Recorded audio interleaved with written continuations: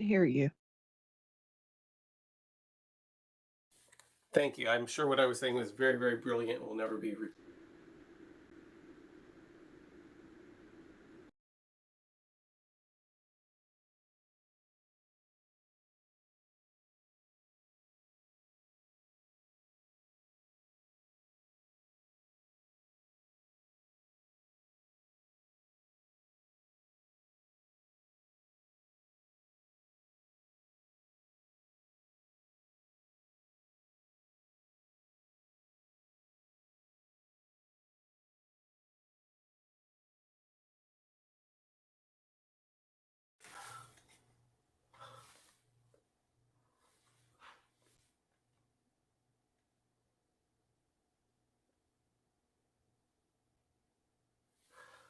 Okay, can you hear and see me now? That was not what was supposed to happen there.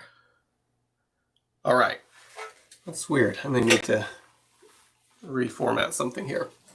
Okay, we're talking about retrospectives today. In the chat, let me post it here one more time before that little. So there should be a poll everywhere box that pops up in WebEx. If not, you can just click on the poll everywhere button there.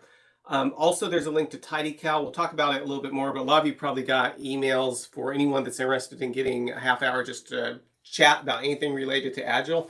When I'm working with coaching clients, a lot of time we set up things on a regular basis where we're meeting once a week to just discuss how Agile is going. So this is a chance for you to see what that would be like. Would love to talk to you about Agile, music, anything you want to talk about. Just want to get together and talk. Click on that link. There's some time available.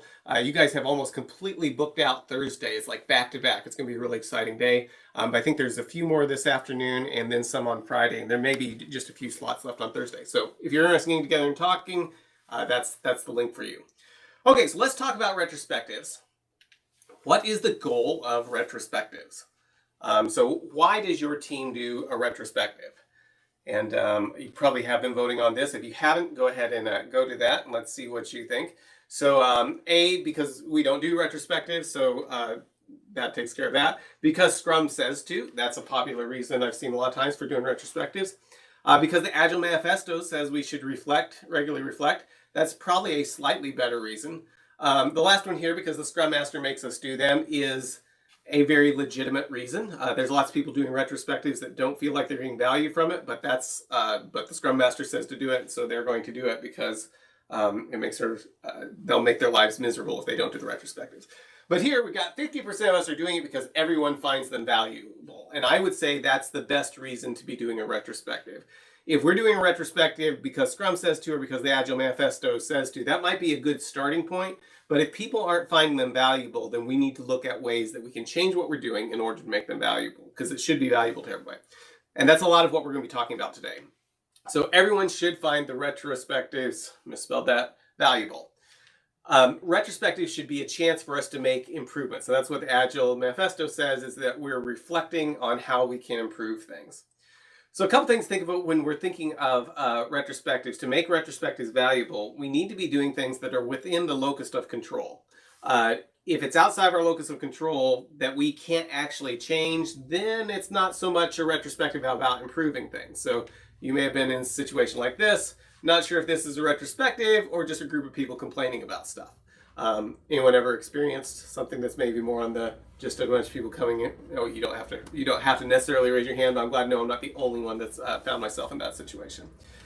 So next piece of retrospective is we want to make sure that we're choosing wisely. I got a text from someone that was, I'm not copying the text exactly, but it was something along kind of in this vein of saying, just want to see how the retrospective went. I was on vacation or something.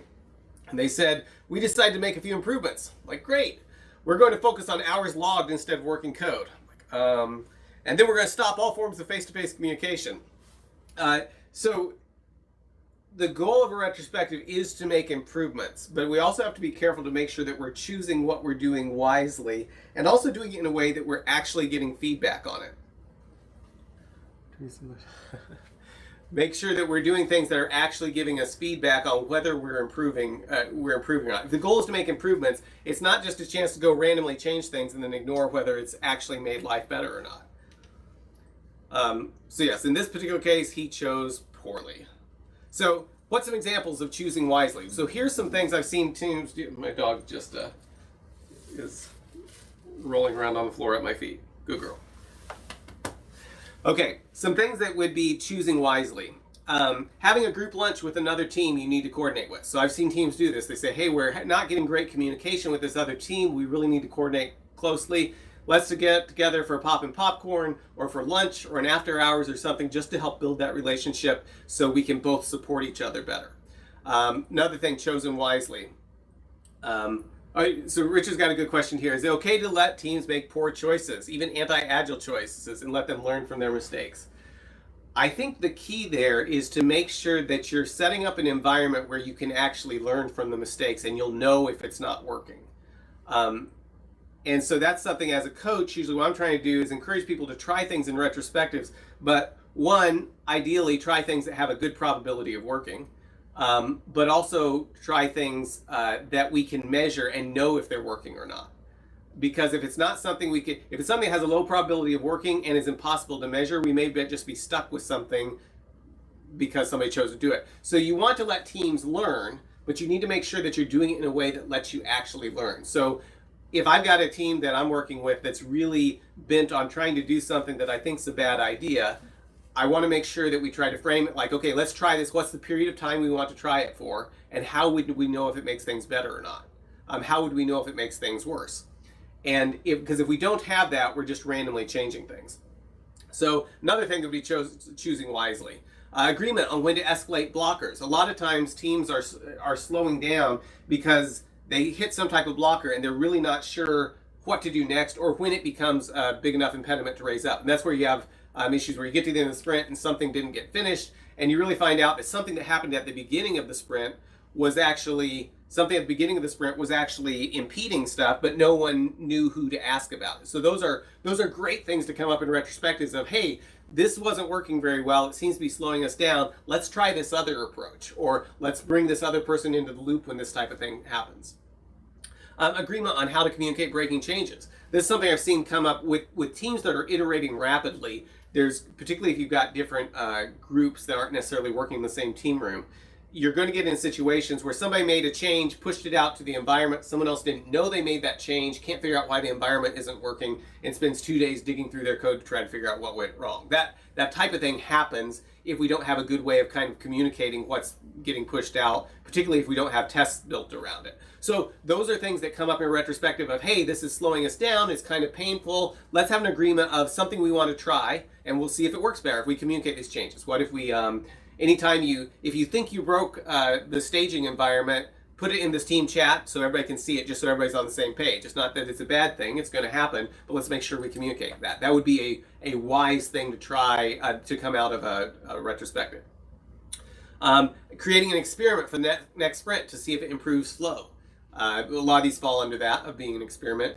A decision to try to have a second daily stand-up. So this one sounds kind of funny. Let me explain there was a specific situation. I was working with a team and they were having daily stand-ups that worked pretty well. They were getting lots of stuff done.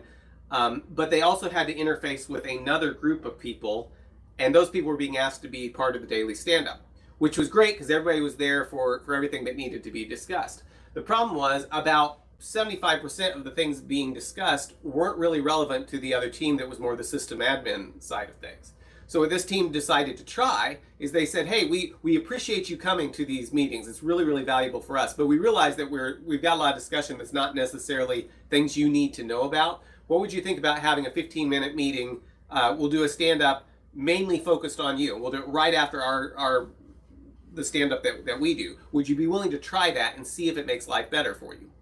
In this particular case, they did, and the system administrators thought it was great because then everything was more focused on what they were talking about.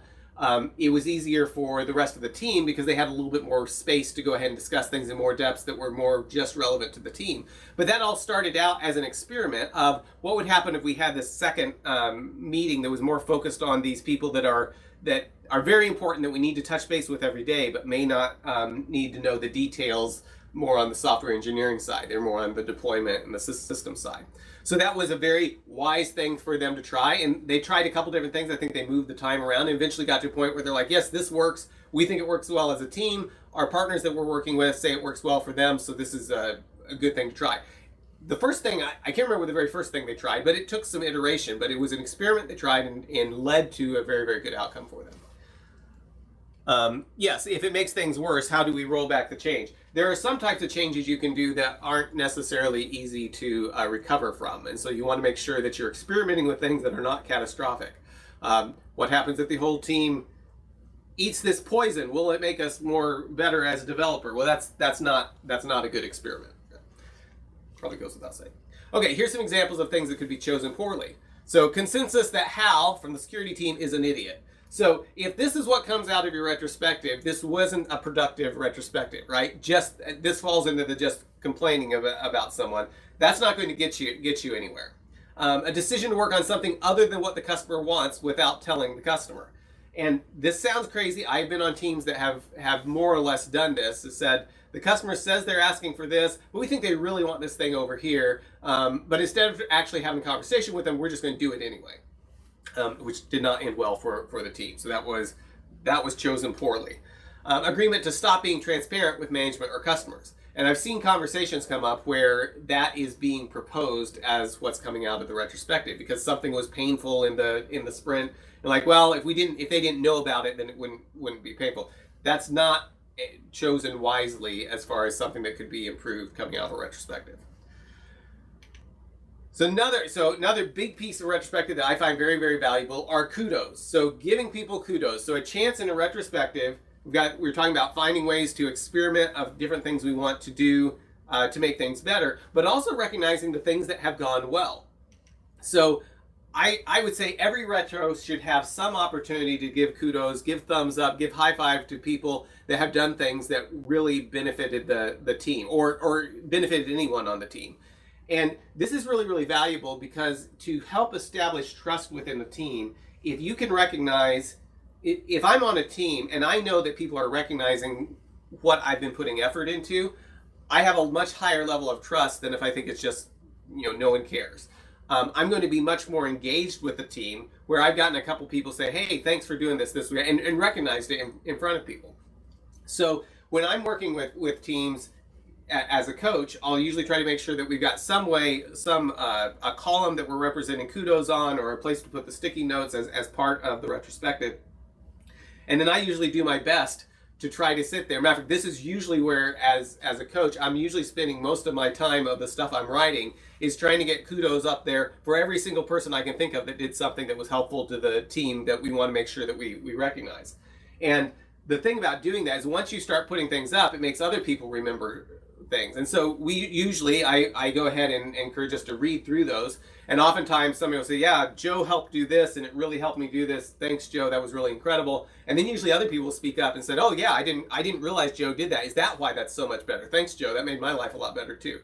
So this is a huge, very important part of retrospectives. And oftentimes it's the part that just gets kind of added at the end or we don't think of.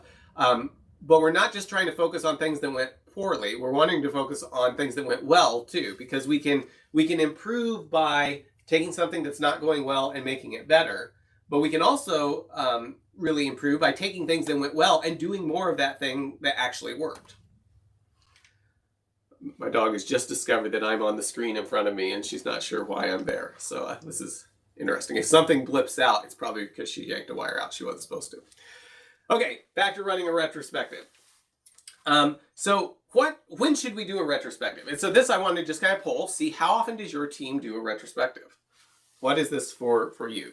Is it every day, every week, every 2 weeks, once a month, only when something really bad happens?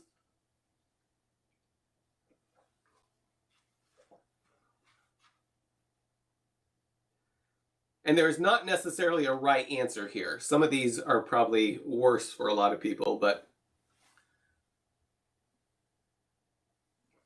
like only when something bad happens probably is not a great thing for team morale. So let's talk about this. So it's interesting. No one's actually doing it every week. That's interesting. So most of us are doing it. Looks like around every 2 weeks, which makes sense because a lot of us are probably doing this. We're doing 2-week sprints, I'm guessing, and so there's kind of that cadence happening. 2 week. Okay, somebody found that every 2 weeks resulted in repetitive feedback. So that's an interesting point. And I think it's good to point out that Agile doesn't say you need to have retrospectives every 2 weeks. It just means it says you need to do it regularly. I was working with one team, and I was the Agile coach, and I realized we had not done a retrospective for, it had been like 3 or 4 months, and this team was performing great.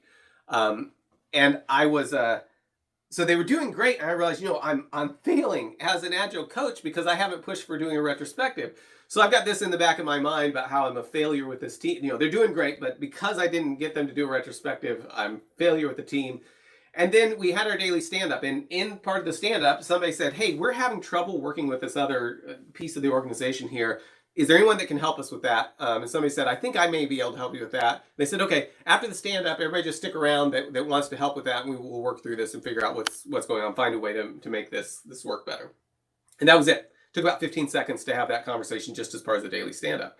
And what I realized is this team had gotten to the point that whenever there was an issue, they would do these mini retrospectives and just get the people together that knew about it or were able to participate in improving it, and they just solved the problem. And they had built up enough trust with each other and enough kind of repetitive practice of everybody being on the same page of what they're trying to accomplish for that to be a very, very natural thing that they were doing. And so I realized that it wasn't that we weren't doing retrospectives, we just hadn't done a formal one where we set aside time just for doing that and went through more of a formal process. Now, we did go ahead and do one after a while, but for this team, doing a formal retrospective every 2 weeks probably wouldn't have been very useful because anything that came up, they had probably dealt with already. Now, the formal retrospective, actually some other things came up in that we needed to talk about that weren't coming up as part of these just whenever there's an issue. So the reason I tell that story is there's lots of different ways teams will do retrospectives. If you've got a team that's just forming or that doesn't have a real high level of trust, the formal retrospectives can help establish that and help maybe work through some things that won't just happen naturally. It's probably, if you've got teams that are remote and not actually using virtual team rooms, doing formal retrospectives is probably even more important because it's harder for those things to happen as naturally as they do if you're in person. So every day, that's great. We got some people doing that. Cool. And we got some people doing, okay, we do have some people doing every week. Cool. Every 2 weeks, that's a cadence. Once a month, so I think I'm guessing the person that said that they found every 2 weeks was too repetitive, or is probably doing it once a month. One thing to think about, though, is if you get to the point that the retrospective is getting repetitive, you can do them less frequently. Another thing you might consider is you might just time box them more and try to get less time and see if that helps your team find the biggest pain point. Because if you're able to find the biggest pain point that in the last 2 weeks or whatever that period of time was and come up with something that you're wanting to try, that might be more valuable than just saying we're going to do a big retrospective and do it less frequently. It depends on the team. But particularly if you're doing an experiment and then looking at feedback on the experiment, if you wait too long between them or you don't have some way that feedback's being discussed again that's outside of the retrospective, you might head down a path too long, or you might try something thinking we're just going to try this and see if it works and then forget to actually check if it works, and it just becomes part of the culture of the team whether it works or not. So there's not a right or wrong here. Those are just some things to consider. Okay, who should attend? So you guys stand up, or you've got your retrospective. Oftentimes, you've got lots of people interested in being part of the retrospective. So you've got, management and stakeholders and, security and the front desk and your dog asking, can I come to your retrospective? And so I want to ask, who do you guys think should be asked to attend a retrospective?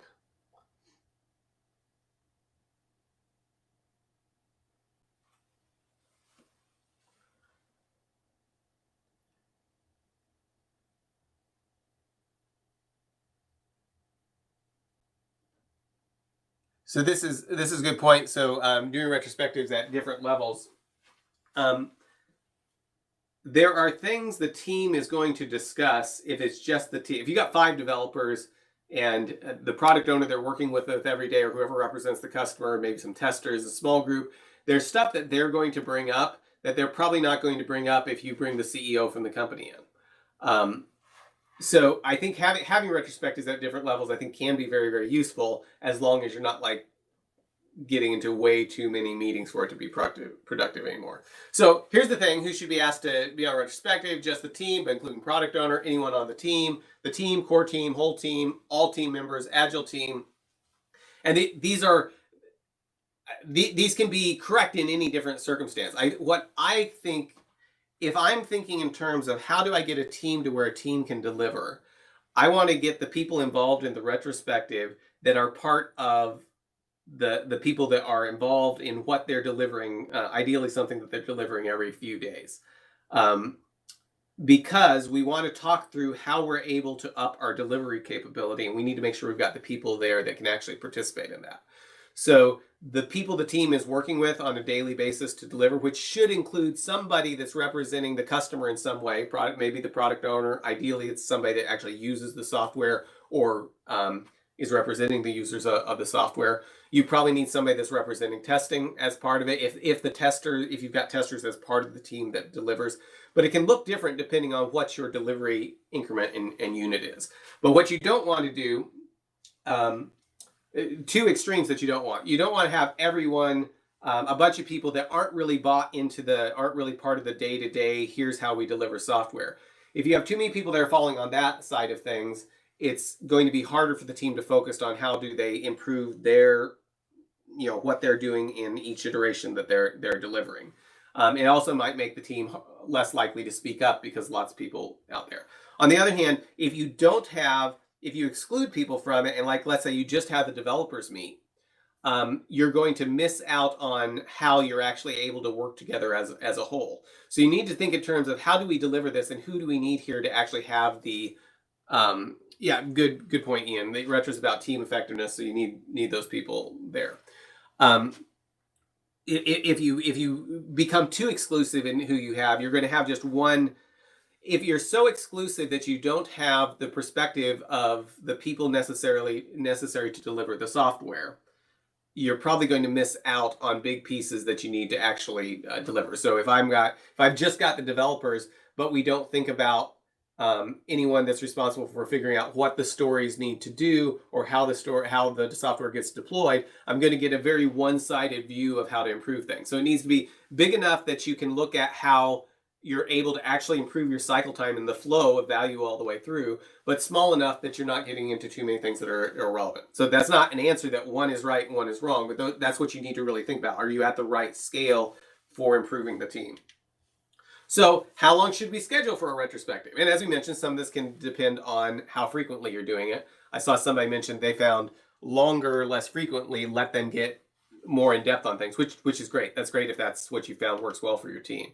But how long are your retrospectives? Somebody said maximum 3 hours.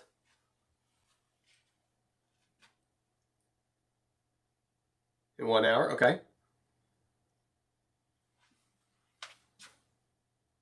So it looks at, like most of us are 40 to 60 minutes, are kind of in that type of range, which is pretty typical. And usually I see the 40 to 60 minutes being when people are trying to do things every 2 weeks. If you're doing it every day, 40 to 60 minutes is probably too much. If you're doing it once a month, 40, 60 minutes might not be long enough. So here's some signs that your retrospective might be too long, right? If you see a lot of this, it might be a sign that your retrospective is going on way too long. Here was an idea of how to make your meetings, but retrospectives shorter. So you have everybody plank as part of it, and you'll have very, very fast retrospective. This might not be the most optimal way of doing things. My kids and I, we were listening to Lord of the Rings a while back, going through that series, listening to the audio version of it, and we came up with this great idea that we should plank during the songs, because every once in a while there'll be, the elves sing this song or something like that. You have no idea how many songs there are in Lord of the Rings and how long they are unless you try to plank every time a song comes on. So this is an idea to make your retrospective short too, maybe. But the point is the meeting should be long enough that you're able to discuss things, but short enough that people aren't falling asleep. You're probably better off. For most teams, there's lots of things you could talk about.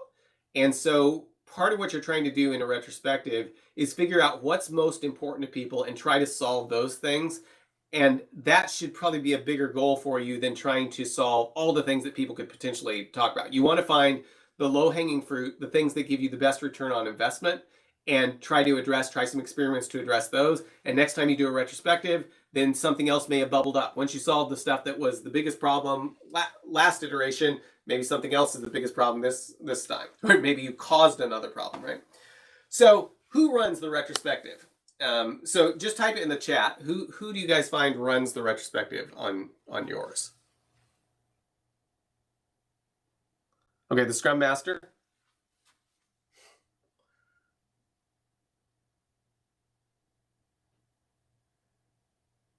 Anyone who cares? Anyone who cares? Okay, that's cool. We got manager. Okay, see, some people are trying to do it as a rotation. I think that's great. Scrum Master, team coach.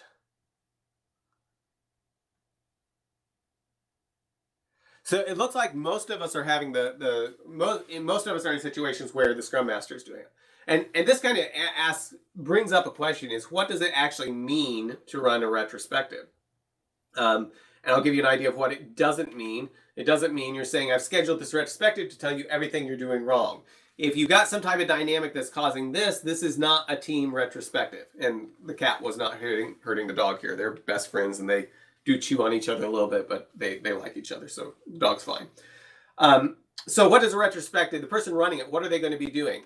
They're going to be time boxing stuff, right? Keeping things moving. And so if you think of who's running a retrospective, mostly it should be the team doing stuff. But having somebody that's trying to make sure that we're keeping moving is a very good thing. So this is one of the things it means to run a retrospective. Guiding constructive discussions, particularly if you're in a situation where you've got a newish team that might not be used to doing retrospectives. Having someone, and this is a role I play often as a coach, Scrum Master plays this a lot of time, is trying to make sure that we're headed toward things that are productive, right? If we're just talking about how horrible Hal is in security, that's not constructive discussion. So somebody that can kind of veer that back toward how can we talk about making progress moving forward? How can we talk about things that are actually under our control? Yes, Hal may be a horrible person, but what can we do to actually make things better that we have control over? So the person leading the Scrum discussion, or I'm sorry, leading the retrospective, this is one of the things that you may need them to be doing. They should also be trying to get people to engage. Once again, this is something that if you got a very mature team, this probably shouldn't be much of an issue. But when you're just starting, trying to make sure that trying to make sure that retrospectives don't become a point where you hear from the 50% that are louder and don't hear anything from the 50% that are a little bit quieter. So it could be a great chance for people to go, the person leading the retrospective might find that it's better to try to ask around the room, or find somebody that's looking there thinking about it, and give them a chance, give them some space to actually answer some questions. Getting everybody to engage also can be trying to steer the conversation to be about the problem, not about a particular person. So like avoiding situations where someone might feel that they're being attacked. And try to think of a great example of this, but just kind of if I've been working on something and I've worked on it so long that it's part of my identity, that this is important to me because this was my plan, it's my baby, and somebody starts attacking that, it's very easy for me to take it as me personally, that I'm being attacked. It's also very easy for the person, if they know it was all my idea, to start making to discuss the problem in terms of me because I'm so closely associated with it. So getting people engaged means trying to make sure that you can keep everything on the table of the problems you're trying to solve, while trying to separate that from the people that may have been big proponents of that in the past. So that these are the roles. Now, the reason going through these and thinking of who runs it, the ideal situation is to get into where anyone on the team can run it, and maybe having it rotate through, or just ask somebody who would like to run the stand-up this week, or this iteration or month or whatever it is. And if you've got teams that have experienced it before, are comfortable with each other, you ought to find some people that are interested in trying to do that. If you're the coach or the Scrum Master, you might help provide support to them of helping make sure they get everything together. But it's a very reasonable thing to ask for the team to do that. Now, one thing I've seen sometimes is where you bring in an outsider, and I've done this for teams before as well. There are some advantages of this. There are some disadvantages of this. Oftentimes, this happens when you've got more of a post-mortem going on, where you're trying to, like, something went wrong, so we're having a meeting. The advantage of this is it might be helpful to have a neutral voice or somebody that maybe doesn't know all the details and can kind of steer toward. So when I say bring in an outsider, what I'm talking about is bringing in like an Agile coach. Like, we've got a coach that's coming in, doesn't directly work with the team. They don't really have a vested interest in, or not, they don't have any preconceived ideas. They're just here to facilitate a good meeting. I think there are places where that can be useful. I don't think it's what you want to have to be doing every time. Somebody coming in as an Agile coach or an outsider facilitator of the meeting, let's call it that, may be able to get people to participate in ways that wouldn't work as well if it was people within the team. Sometimes there's sometimes fewer personal feelings involved, and you might be able to bring somebody in that's very skilled at navigating things and steering away from problematic decisions or things that will paint people, where the team could paint themselves into a corner. So this could be, like, for example, I've seen sometimes, Shelly's talking about having done some of this. I've seen sometimes where Scrum Masters actually switch teams, and they said, why don't you come facilitate retrospective for my team, and I can observe and just participate, and then I'll do one for you so you can observe and participate. That can be advantageous too, particularly if you've got a Scrum Master that wants to actually participate as a participant, but they don't feel they can because they're trying to, run everything. And if they start talking too much, it will make it to where it's their position as the facilitator makes it harder for them to actually participate on the level as just a participant in it. So that's an idea as well. So what do you do with your retrospective takeaways? So this is something similar. So you get a retrospective, you come up with 2 things you want to try to improve. What happens next? Some of the things I've seen teams do is they actually create a story for specific things they're trying to do and get it on the backlog. That can be valuable, particularly if it's something very much, we want to do X, Y, and Z. We want to make sure that everyone has this particular security access on their laptops. So we're going to create a ticket for it and then make sure everybody says they have it, because we've determined that not having that access is the thing that's really holding us up, and we can get it. We just haven't gotten it for everybody. That can be a great thing to have a story for, to say, okay, yes, we've done it. Now, I caution on some of that because you really want your stories focused on what you're delivering for the customer, but in some environments, that's a great way to do it. One thing, I've been in some teams, they're like, oh, we need to, at each retrospective, we need to make sure that we did the stuff in the last retrospective, and make sure that's clear, that exactly what happened. And that's the first thing we talk about, is what did we say we were going to do last time? The advantage of that is you can talk through, if you had any experiments, and say, how did this go? Do we want to keep doing it? That's great. On the other hand, there's some things that are a little bit more soft, like we want to try to develop a better relationship with this team by, let's try to sit and have lunch with them or something like that. If you see them, let's invite them, or let's just try to start increasing our communication with them, or something that's a little bit more soft in what you're doing, and maybe isn't something that's going to be a ticket or necessarily even an experiment that you're going to be able to say, we did this and here were the results. You can get into a place where you spend all your time on the next retrospective talking about the previous one. And one thing to consider is what was most important in last retrospective was most important at the time. If this retrospective, there may be something else more important. So if we spend too much time focusing on what we were doing in the past, maybe it kind of fell off and it wasn't an issue anymore and we don't really care. If it does become more important, it should keep bubbling up until we find some way to deal with it. So the systems where you got really, really formal of saying, how have we done things? Have we done this? And extensive tracking of stuff. Sometimes those can be a little bit counterproductive, and it might be, in some circumstances, it makes sense to be a little bit more, think of the word, just kind of going with the flow, with the idea of things will keep coming up until we solve them. It's okay if we didn't get solved last retrospective. If it's the most important thing, it'll come back up to the top. There might be something else that's most important now, and that's fine. That's just part of the way we work. Okay. Oh, the other thing I've seen people do is it's like, hey, we need to try to do this. We want to try. Our stand-ups are running too long. Let's say that's an example of something. Because people feel they're going longer than what the value is they're getting out. How can we try to keep them short? Well, let's try to keep each other accountable to try to keep the stand-ups shorter. Well, that might be a great thing when you start your stand-up to say, okay, remember we talked about in a retrospective, we want to keep this laser focus. So with that in mind, go. Let's start. So a lot of times retrospective items, bringing them up at the beginning of the daily stand-up on a regular basis, if it's something just we want to try to do this a little better or try to limit this or do more of this, bringing those up as far as the daily stand-up and making sure everybody's thinking about it at the beginning of the stand-up each week, even for things that don't just happen in the stand-up, that can be one way, that can be a good thing to do with your retro takeaway is like, hey, here's something we're trying to improve. Remember, this is what we're trying to work on, and this iteration is trying to deal with these particular things, and here's how we said we were going to do it. Okay, so there's some ideas, and now a quick word from our sponsor, which happens to be Xeric Corporation, which happens to be my family's business.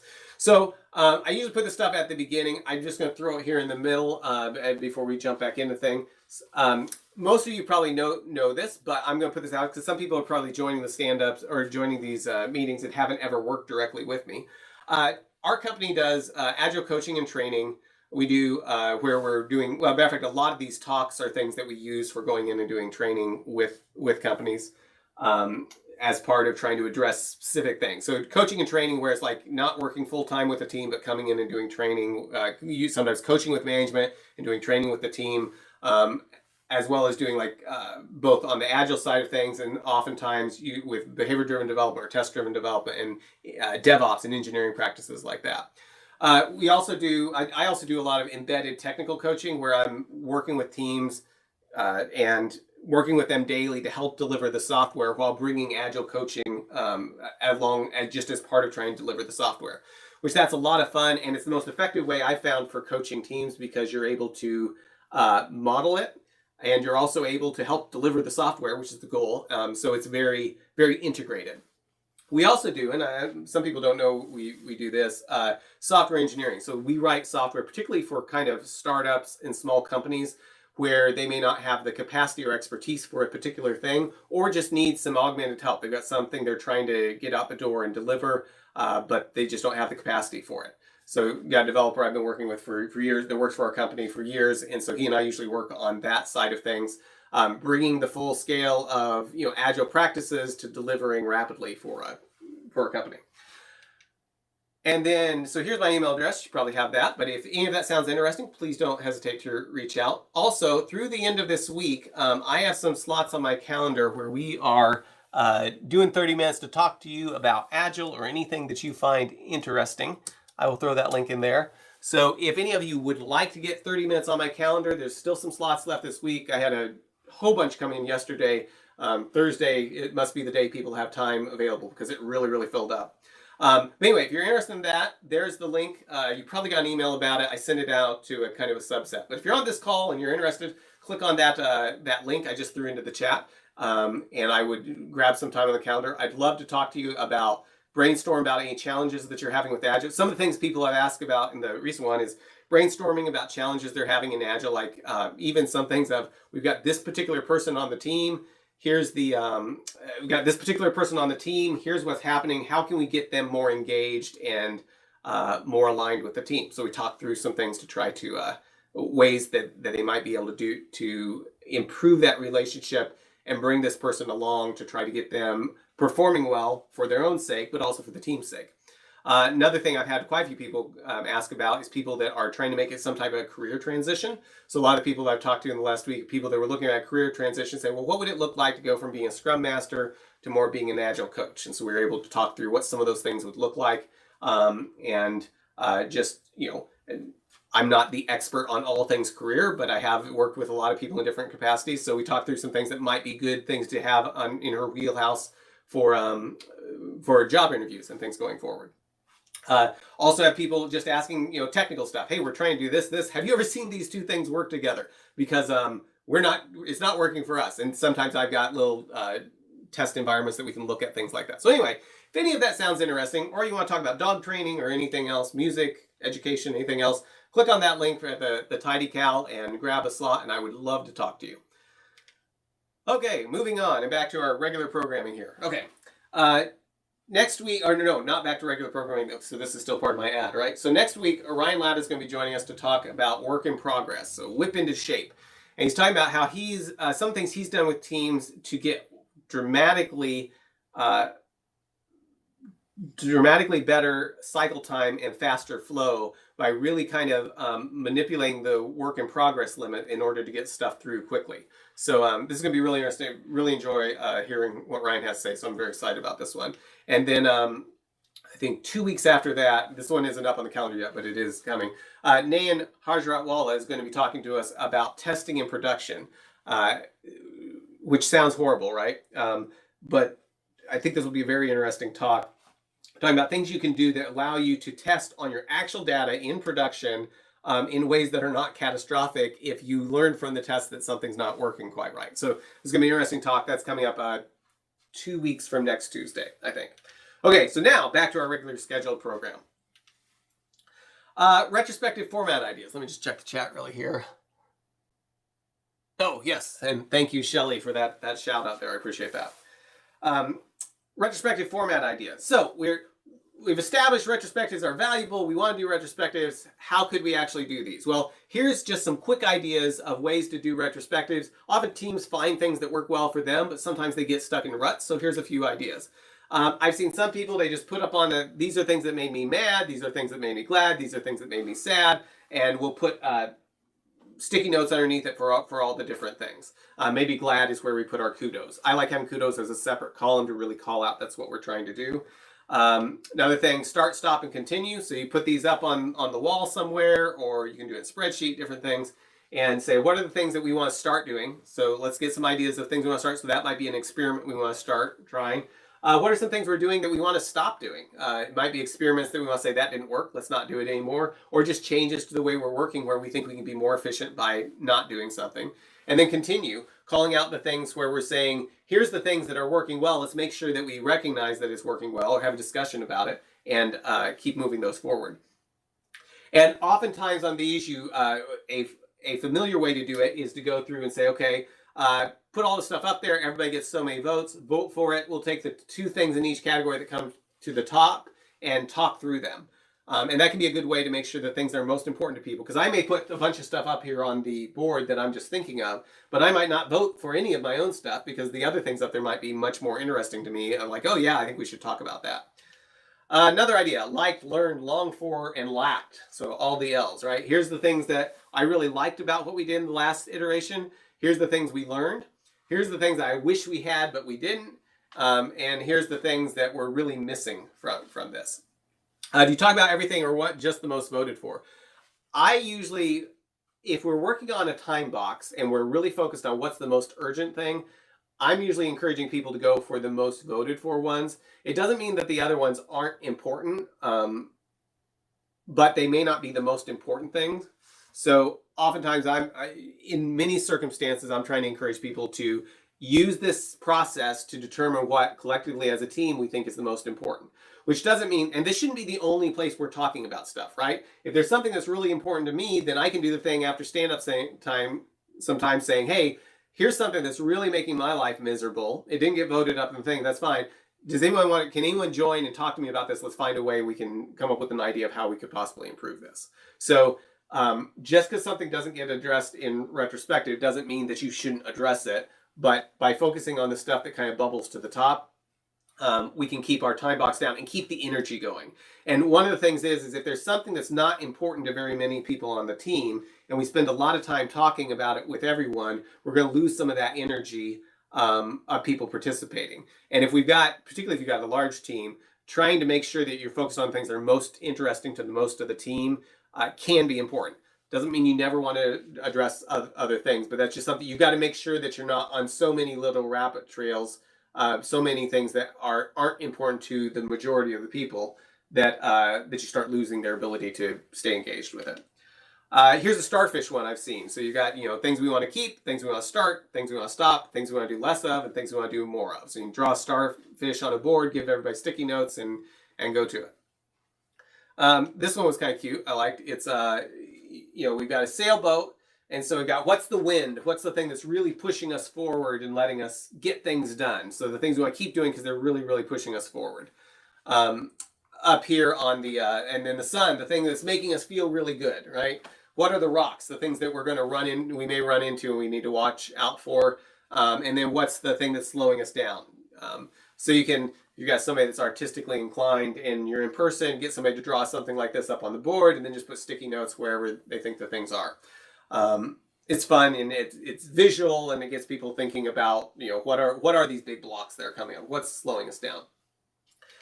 This is probably one of the more frequent one that I use, which is like what's things we want to get thumbs up, things we want to give a thumbs down, something along the lines of kudos. Here's the things that people want to call it, give a gold star to it, and then more of something we want to do, experiments we want to try. So usually when I'm using this type of format, we don't put anything here to start with. So we start with what's going well, what's not going well, and then out of that we start brainstorming of how can we make these things, how can we take the things that are working really well and then look at the things that aren't working well and use what we know about what works well to come up with some experiments to try to improve the things that aren't working well. And then we may list 4 or 5 things here and then vote. What do we want to try? We've got a bunch of ideas and they may all be great ideas, but collectively as a team, what do you want to try as an experiment? Mural is a very nice tool for doing some of this stuff. Another type of retrospective that's very different that I enjoy doing is give everybody on the team, this works well if you're in person, but works remotely as well, everybody on the team a deck of 12 cards that have each of each Agile principle. And then have them force rank it. So they end up with, at the very top are the things they say the team is doing the best at these things. And at the very bottom, they've got things of here's what the team's doing, the place we've got the most room for improvement. And then go around and say, okay, who has this in their top? Joe's got this in their top, and go through what it is. Virtual Agile coach, yes, he's got a lot of really interesting things for themed retrospectives and stuff. I think we've got him scheduled to be talking to us in a few months, and I think he's going to talk about retrospectives. I haven't got all the details worked out, so I'm excited about Chris Stone, I think, will be here. So that's going to be a lot of fun. I'll be watching for that one. Anyway, force rank the principles and then get people to talk about what are we doing really, really well? What are the things that we're struggling with? And what you'll find is a lot of times the things that one person says, this is what we're best at. Somebody else will say, oh yeah, that was in my lowest one. That's something I think we're not doing very well at all. And so those conversation really helps people see how there may be room to improve the way they're following the Agile principles collectively as a team.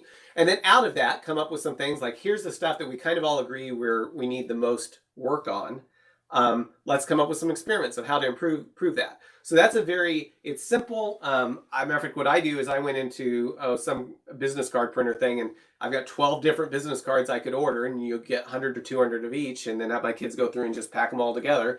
And then I've got these set up so we can go in and let teams force rank them like that. You can also, you can use other tools like Minty and stuff like that to force rank things as well. I think having the papers actually works pretty well. So question, why use different formats? Some of the reasons that you might want to use different, Tar Queen, okay, that's interesting. Some of the reasons you might use different formats is what really appeals to one person, and I know this is something I think Chris Stone has leveraged a lot, is he'll do a Game of Thrones themed one, or one that's Star Wars. Anyway, people that may not be very excited about another meeting, when you start really hitting their buttons of what's really important to them, you can get some people engaged that might not be as engaged under a regular thing. So making it fun is great. Using different formats gives you different views of things, so that can be very, very valuable. I also can pull people out of their shell a little bit. Like somebody might really respond to the sailboat one, but the thumb up, thumb down, they hardly participate at all. So changing things up keeps it interesting and hopefully gets people involved and lets you see different aspects of things. Retrospective tools, just real fast. Here's the ever-present wall and post-it notes. That's very, very valuable. I think that's a good thing to use if you can use it. There's a tool called Fun Retro that then got renamed Easy Retro because I guess it was hard to get corporate people to pay for a software as a service thing called Fun Retro. easy retro. They were able to sell it to more people. We've used that on some teams. It's been very useful. I see somebody put some in the chat too. Lots of different tools. The other thing I want to mention is just Google Docs can be really, really valuable of just having headings on each section of the software. Headings on each section in a Word document. People go type in what they're interested in. And then what I've done with teams is say, okay, pick a symbol. You know, okay, you're going to be the soccer emoji. That's great. And everybody vote for their thing with their symbol, so you can keep track of what you voted for. And then we'll kind of reshuffle it to put the stuff at the top that has the most votes. Can be very, very effective. I've seen teams get a lot of mileage out just using Google Docs. So lots of different ways to do it. Lots of tools out there for that. Okay, so let's get into what are we going to give away today? We're going to do a quick poll quiz here. Let's give away a t-shirt. If you don't have the thing up, it should show up in WebEx. We've got 5 questions. I'll post it there again. Okay, we're going to give away one of the Turn Your Video On t-shirts. I cleaned up and it's not here right now. It's over there. So you'll have to imagine what it looked like. So these t-shirts are things that I've used to encourage teams when they're working together in virtual team rooms and in daily stand-ups to get their video on so we can value face-to-face communication. So go ahead and join. You can win up to 1,000 points per answer. Speed does matter. And we will get started. I'll give you just one more second to join here. This one doesn't tell me how many people joined. Okay. 5 seconds left to join. 4, 3, 2, 1. First question. Improvements need to be things that are easy to do, not controversial, have a really high return on investment within the team's locus of control, or none of the above. What do improvements need to be? 2 seconds remaining, 1 second, and we're done. 41 people participating, and yes, so while we do probably want things that are high return on investment, the point we were making earlier is we need to keep the team focused on things that are within the team's locus of control. It's easy to have lots of ideas how the rest of the organization could change, but we want a retrospective focused on things that the team can actually do in order to try to take a step forward. Okay, we've got B. Johnson, Eric, Donna, and guest 304 in the top spots. What's the best reason to do a retrospective? Is it because it's part of Scrum? Because the Agile Manifesto says to regularly reflect and improve? Because successful teams do retrospectives? Or because the team finds it a useful way to improve? Or because the Scrum Master makes everyone do it? Yes, because the team finds it a useful way to improve. The other reasons could be good reasons, but the best reason is because the team's actually saying this is something that we find valuable. Okay, B. Johnson is still in first place. Nanga moves up to second place, followed by guest 304 and Will. Oh, we've got ties for these. Uh-oh, I'm doing good. I've got plenty of shirts if we end up with ties. Okay. What is a bad reason to have an outsider run a retrospective? Is it to avoid personal hurt feelings, to provide a neutral voice, to get more people to engage, or to report back to management what happened, or to help steer the conversation? So some of these are good. What's a bad reason to have an outsider run the retrospective? And yes, if you're having an outsider run the retrospective so they can go back and tell management about all the conversations and this person said this and this person said that, that is not a good reason to bring somebody else into the conversation. If it's a post-mortem and the idea is to gather information and then present findings, that's a little bit different. But if the goal is just to be a agile spy, yeah, that's not a good reason to have an outsider run the things. Okay, Nanga pulls into the top spot, followed by Mariana. Guest 304, Lopo, and I think we got Ashley down below there. Very good. What is a reason Mark gave for using different retro formats? Is it because the locus of control will result in more diversity of opinions? Different formats will resonate with different team members. Sailboats are fun to draw. People don't fall asleep. It's more fun. The teams will be more objective and less threatened by a new format. And yes, different formats will resonate with different team members. That was the reason we gave for it. Some of these I just made up a bunch of words. But yeah, and sailboats are fun to draw. But the reason for using different formats will resonate with different team members. And B. Johnson takes the lead again, followed by Nanga, Ashley, and Alyssa. Okay, let's see. Do we have one more? Okay.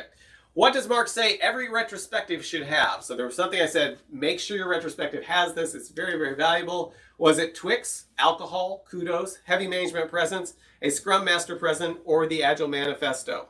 I think pizza is a great idea too. But what did I mention in the talk as being something that every retrospective should have? And yes, Kudos, right? I think Twix are great to have. I think it's interesting that 4% of us voted for alcohol. That is not what I said we needed to have at at our retrospective. But your retrospectives may be a little bit different than mine. Maybe that's necessary there. But yes, Kudos. Having Kudos is something you absolutely want to have. Is some way for people to recognize how each other are getting things done. Jude points out that we might get more participation. Yes, there are certain corporate controls sometimes that might prevent that, but you're welcome to try that, I guess. You might come up, it might make it to where people speak up that normally wouldn't speak up, but they also might say things that maybe they shouldn't be saying. Truth serum, yes.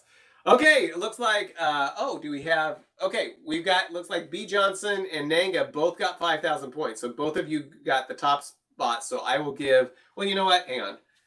That's really, really close. Okay. All three of you guys, I will send all three of you guys t-shirts. So take a screenshot, send it to me, and let me know what t-shirt size you want. They're Gillen, I think, just regular unisex t-shirts. So let me know what size you want and your address, and I will get these headed to you. We'll do 3 winners. It's close, neck and neck there. So thank you all for participating. And let's see, I think about one more thing here. There we go. Okay, so I'd love to get your feedback. As a matter of fact, a lot of the things I changed in this from, I think last time I did this was 2 or 3 years ago. I went back through the feedback again and said, okay, what did people say they wanted to see more of and less of, and made some tweaks to try to improve it. So if you can fill this out, it's very, very valuable to me. I'd really appreciate it because it helps me make it better 2 years from now if I do this again.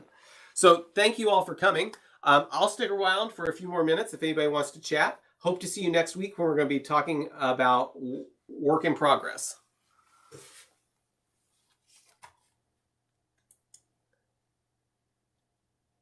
Oh, good. I'm glad you got your book, Junlong. Thank you, Mark. I got it. Thank you. All right.